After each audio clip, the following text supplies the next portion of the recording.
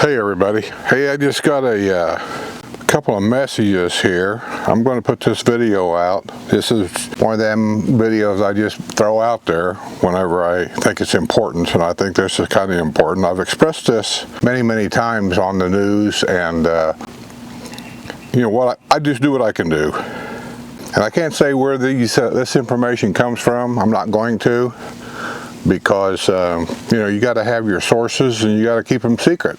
Here says, Skip, did you hear about the woman who, while riding her bike on St. Charles, now St. Charles is over kind of halfway between Lake Sumter Landings and Brownwood, but a little bit closer to Lake Sumter Landing. It's a nice area.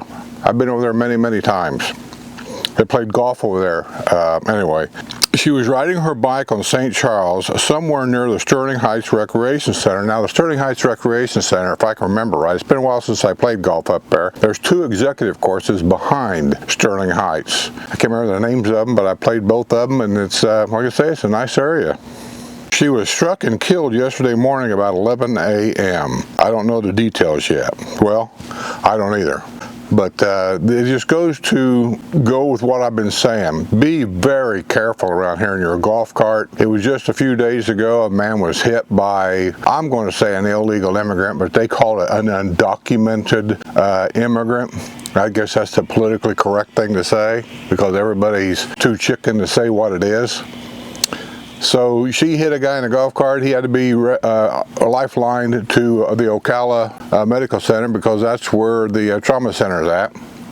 And shortly before that, there was another lady that was hit and killed walking around Lake Sumter Landing. She was hit and killed. That might be on the news this week or next week, I'm not sure. But anyway, and there was a lady killed on Rolling Acres Road, hit and run. They found that person. Lady in a Mercedes, if you remember right, that news, she hit two people on a bicycle out here on Hillsborough Trail. The lady was severely injured, had head injuries and whatever. I haven't heard the updates on any of that, but she's probably doing the best she can do to recover. And that lady went to jail, 90 years old, I think, and they put her in prison. So here we have another one, hit and killed. So this is no joke when I'm telling you, because of the traffic situation around here, and people that for some reason say they have trouble navigating roundabouts. Maybe they shouldn't be driving at all. People on pharmaceutical drugs, people are drunk half the time. A lot of people don't have driver's license. Immigrants that have no idea what they're doing. They can't speak English. So what makes you think they can read that sign out there when it says 45 miles an hour? I'm just simply saying, be careful. Watch what you're doing. Safety here is not necessarily becoming a big issue, but if you ride bicycles on the public roads around here, which I don't know why you would, and if you do things like that, you like to walk a lot. My wife does, so I do worry about that, but she stays on golf cart trails, and those ain't the safest either. People here aren't paying attention, I don't think. They're aggressive. They drink too much. They have pharmaceutical drugs, and somehow they think if it's a doctor prescribed a drug, it's okay to drive, and that's not necessarily true at all. So if you come down here, this is just another story. Another woman's life's cut short, another family that's going to be notified, and it could all have been preventable in the planning of this community. It could have been preventable by Sumter County courts getting aggressive with the laws and the bonds. $150 bond for a guy that almost died in his golf cart that she hit. $150 bond. Think about that. Good Lord. So anyway, I just put this out there. I haven't planned a thing.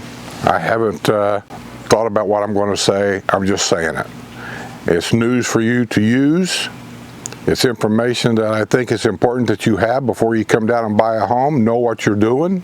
There's more reports like this that I haven't talked about, because I think after a while people get tired of hearing it. They don't want to hear the bad news. But it's important for me to let you know about some of these things so you get a good roundabout picture of what life is here. And before somebody makes the statement, well, you can expect that at any city. No, that's not true at all.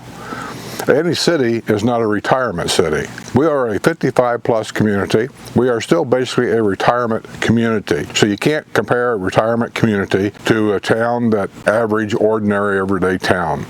You just can't do that.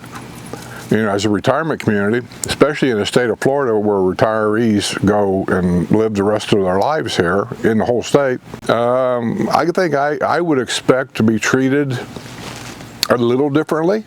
And in some ways we are, like grocery stores here will deliver to your house. Hospitals have limousine service, golf cart limousine service to pick you up, take you in for a procedure, and then take you home. Now you pay for these things, but they're available to you. Where I lived in Indianapolis, none of that was available.